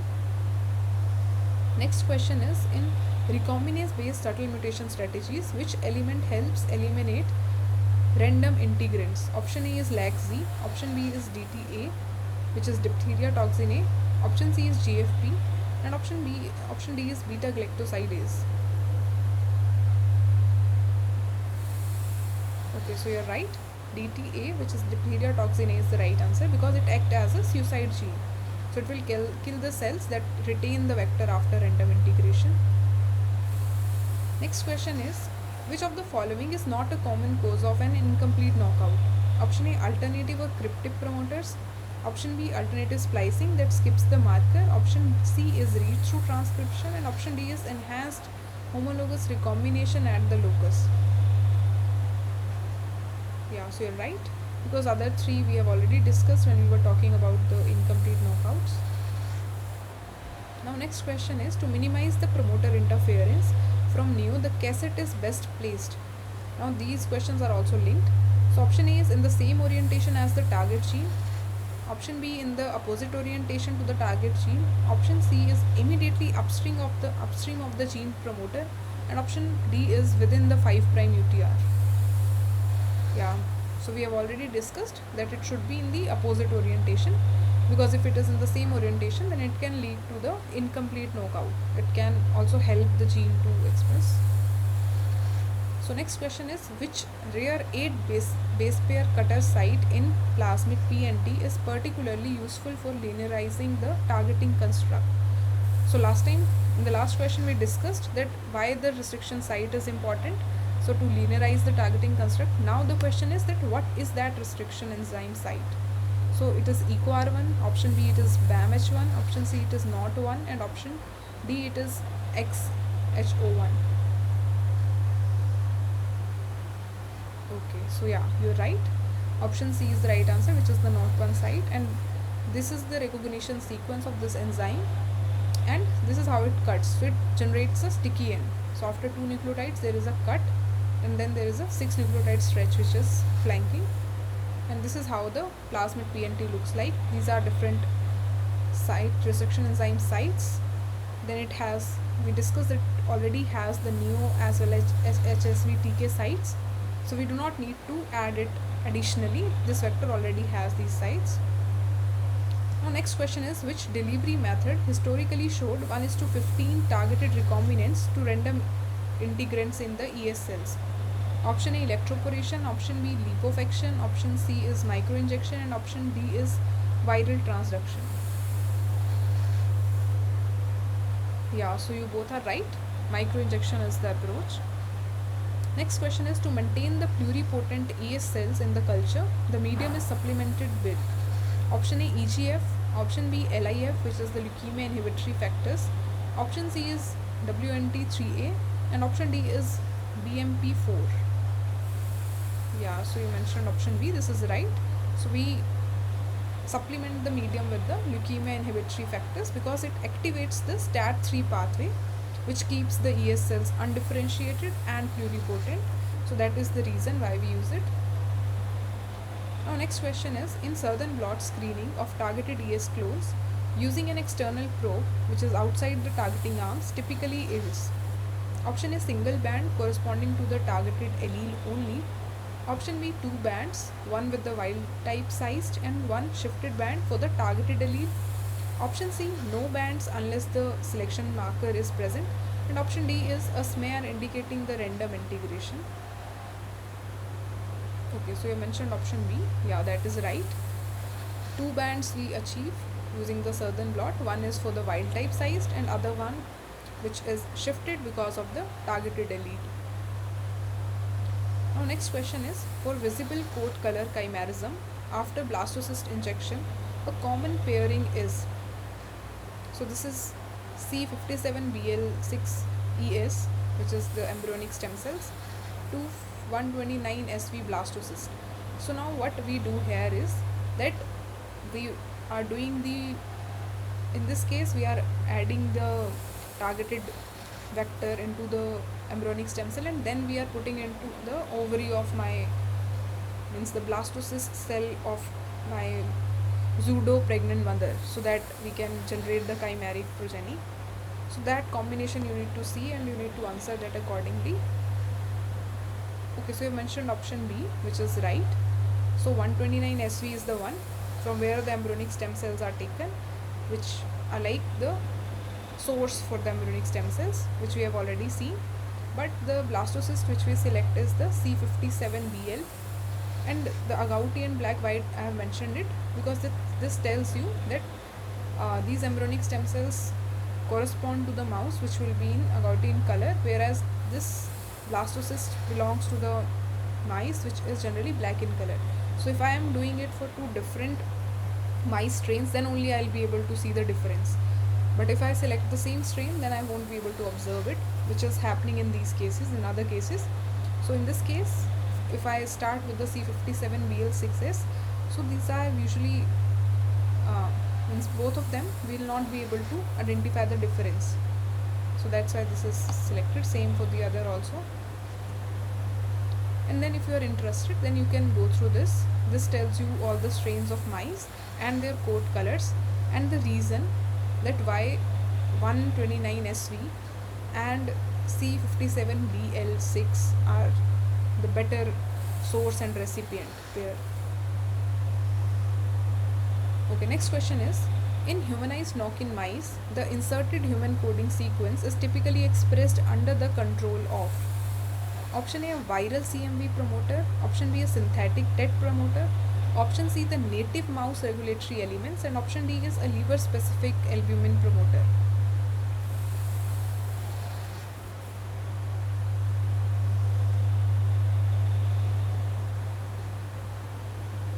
Okay, so the right answer here is option C, because when we were talking about the humanized knockin mice, then we mentioned that the gene which they insert into the mice is the one which is the orthologous gene. That means both of the genes have the same ancestor. That means the promoters, the mouse promoters can also regulate my human gene element. So that's why we are doing it knockin mice. So that's why the elements which will be responsible for this regulation are the native mouse regulatory elements and not other elements. Next question is, in the example model, human CD89 expression in mice was achieved by targeting which mouse locus? Option A CD3, option B CD14, option C is CD19, and option D is CD18. Yeah, so you both are right. CD14, which we have already seen previously. So this is the CD14 gene locus where we are inserting CD89 human gene locus. Now next question is, in the Cre-ER tamoxifen inducible Cre system, tamoxifen binding primarily triggers option A Cre degradation, option B Cre nuclear export, option C Cre nuclear translocation and recombination at the LOXP sites, and option D is Cre binding to TET operators.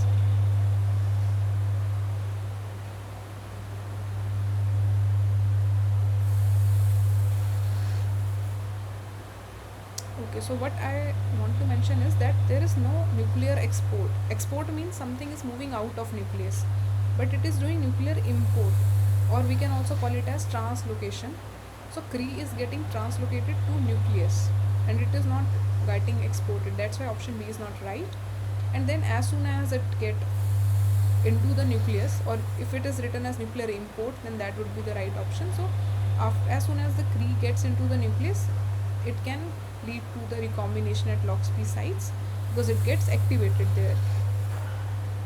Now the last question for today's session is that in the TET-off system, tetracycline and doxycycline presence results in option A TTA binding to TRE and activating transcription, TTA unable to bind TRE and silencing transcription, RTTA binding to TRE and activating transcription, and option D no effect on TTA DNA interactions.